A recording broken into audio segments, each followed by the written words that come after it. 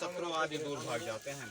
मेधा ऋषि कहते हैं, यह कहकर भगवती चंडिका देवी के देखते ही देखते उसी स्थान पर ध्यान हो गई। शत्रुओं का विनाश हो जाने से देवता निर्भय हो गए और पहले की तरह अपने अधिकार पाकर यज्ञ भाग लेने लगे।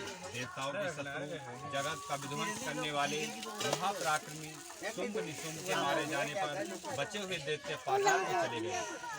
हे राजन, इस प्रकार जो भगवती बार बार उत्पन्न होकर संसार की रक्षा करती है, वही संसार को मोहित करती है और वही जगत को उत्पन्न करती है।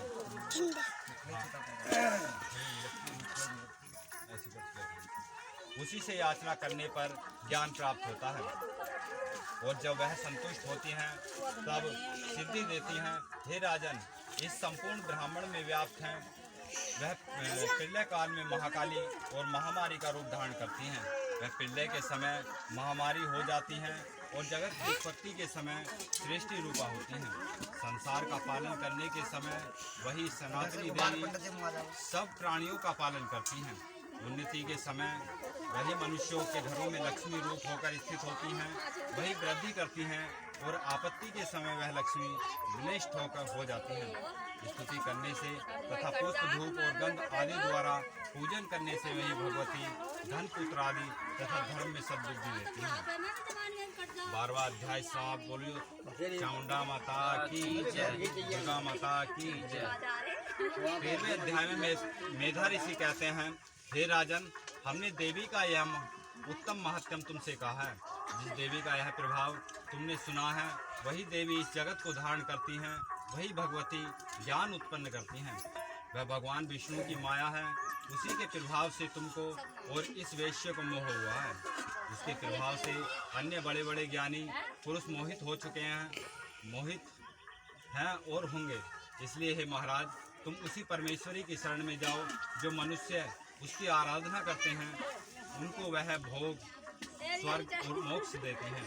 मार्कंडेय जी कहते हैं, मेधा ऋषि का यह वचन सुनकर राजा छिन्न जाने से और ममता से दुखित महाराज सुरथ उनको प्रणाम कर शीघ्र तपस्या करने चले गए। यह महामुनि वह वैश्य भी भगवती के दर्शनार्थ तपस्या करने नदी के किनारे चला गया।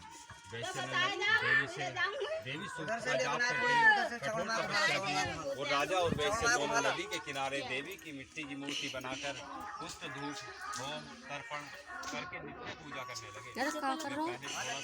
किसकी बना रहे? देखो कौन कौन आ गई। जब वीडियो बननी कैमरा ने खींच रहे। शरीर के रुधिर से बलि देने लगे। नीचे वीडियो 3 वर्ष तपस्या करने पर जगदात्री चंडिका प्रसन्न हुई और उन दोनों के सामने आकर बोली।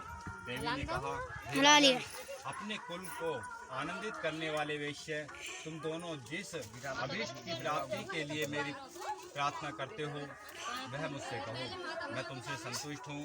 तुम जो कुछ मांगोगे वह मैं दूंगा।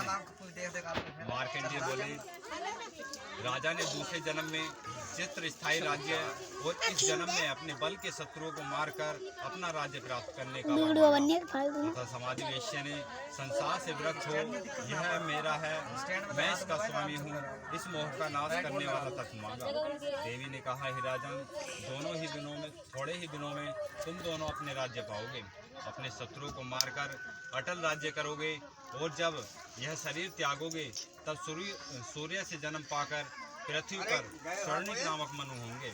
फिर देवी ने समाधि वैश्य से कहा, हे वैश्य श्रेष्ठ, तुमने जो अभिष्ट वर मांगा है वह मैं तुमको देती हूँ। तुम मोक्ष के लिए ज्ञान प्राप्त करोगे।